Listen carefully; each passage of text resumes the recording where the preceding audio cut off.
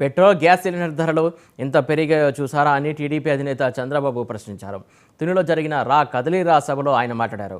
ప్రతి ఒక్కరిని మోసం చేసిన ఘనత జగన్ అన్నారు. విద్యుత్ బిల్లులను కూడా విపరీతంగా పెంచి పేద ప్రజల నడ్డి విరుస్తున్నారన్నారు. తాము అధికారంలోకి వస్తే యువతకు 5 ఏళ్లలో 20 లక్షల మందికి ఉద్యోగాలు ఇస్తామని చెప్పారు. ఉద్యోగం వచ్చేంత వరకు నెలకు 3,000 నిరుద్యోగ భృతి ఇస్తామని ఆయన తుని సభలో ప్రకటించారు. రైతు కోసం టీడీపీ జనసేన ప్రభుత్వం పనిచేస్తుందని, పెట్టుబడి సాయం కింద 20,000 ఇస్తామని తెలిపారు. బీసీలకు అండగా ఉండే పార్టీ టీడీపీ మాత్రమేనని అన్నారు టీడీపీ అధినేత చంద్రబాబు నాయుడు. ముఖ్యమంత్రి వద్దని జగన్ని మార్చాలని ప్రజలు నిర్ణయించుకున్నారు. అవునా కాదా అని మిమ్మల్ని అడుగుతున్నా. ఏపీ ఎయిడ్స్ జగన్ రాష్ట్రం అతను అసహించుకుంటా ఉంది. ఈ సమయంలో జగన్ అనుకుంటున్నాడు ఎమ్మెల్యేలు మార్చేసి తప్పంతా నా మీద కాకుండా వాళ్ళ మీద పోతుంది అనుకుంటున్నాడు. మీ కాకినాడలో 3 ఎమ్మెల్యేలు మార్చేశాడు. 7 మందిలో అవునా కాదా? మార్చాడా లేదా? ఇంకా 80 మందిని మారుస్తాడంట. అంటే 80 సీట్లు గోయిందా గోయింద మనమే గెలిచాం. ఇంకా రాబోయే రోజుల్లో నువ్వేం గెలుస్తావు? ఒక 5 సీట్లు 10 సీట్లు కూడా రావడానికి వీలు లేదు. 3 ఎమ్మెల్యేలు తప్పు చేశారని మార్చావు. ఆ తప్పులు చేయడానికి కారణం నువ్వే. తప్పులు చేసిన వాళ్ళు నీ పక్కన ఉన్నారు. సమాధానం చెప్పమంటున్నా. ఇక్కడున్నాడు ఎమ్మెల్యే, ఇక్కడ ఒక మంత్రి దాడిశెట్టి రాజా, అక్రమాల రాజా, చెక్ పోస్టులో వసూళ్లు, కనీసం మంత్రిని ఆలోచన లేదు. ఈయన మామూళ్ల దెబ్బకు వ్యాపారస్తులు పరార్. అడ్డగోలు సంపాదనతో గాంధీనగరంలో 132 ఎకరాలు, పక్కనుండి కొండ, దాన్ని కూడా తవ్వేశాడు.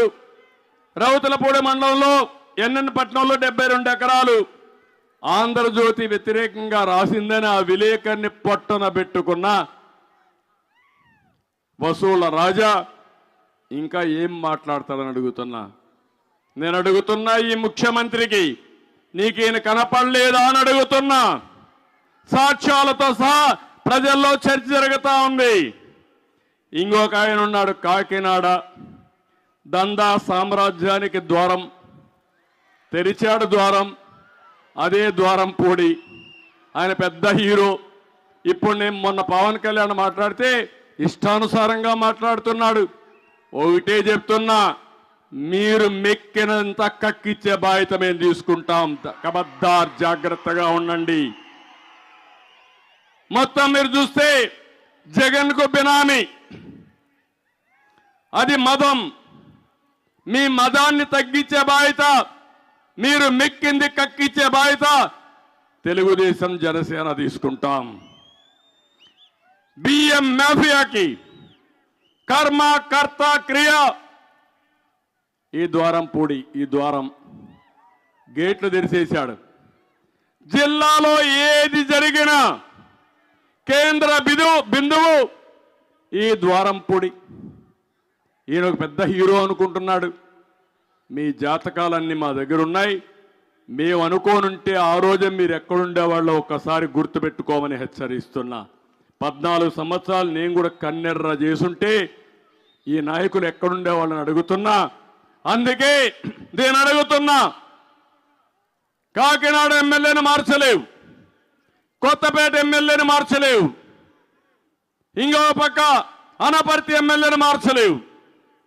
కానీ ఈ 3 మాత్రం ఏం మాట్లాడరు కాబట్టి మార్చేశావు. ఎస్సీలను మార్చేశావు. అంటే ఎస్సీ నాయకుడు ఎవ్వరు కూడా కనపడకూడదు. వాళ్ళు ఎప్పుడు కూడా స్టెబిలైజ్ కాకూడదు. 3 మంత్రులు మార్చావు, ఎస్సీలని, బీసీలను మార్చావు. ఇక్కడ ఒక ఆయన ఉన్నాడు పెద్దిరెడ్డి. నేను అడుగుతున్న సామాజిక న్యాయం అని సిగ్గు లేకుండా యాత్రలు చేస్తున్నారు.